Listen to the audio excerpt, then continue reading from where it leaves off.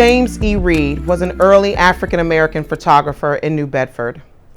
African Americans played a prominent role in New Bedford's growth, progression, and history.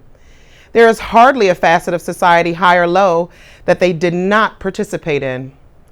One of those professions, photography, was beginning to take off in America in the 1880s.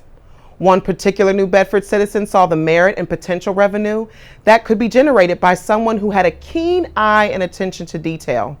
That man was James E. Reed, one of two important African American photographers in New Bedford's early history. Mr. Reed had begun to take photos of city streets, whale ships, and people. By 1895, James E. Reed was bringing in enough revenue to open his own studio, which he did with his partner, Phineas C. Headley. Headley and Reed were the premier studio at 5 Purchase Street in New Bedford and ran a successful business from 1890 to 1896. In 1896, he became the first photostat operator for the Massachusetts State Archives, a position he held until he retired. It is due to the passion and foresight of James E. Reed that we have so many historic photos from the 1880s onward.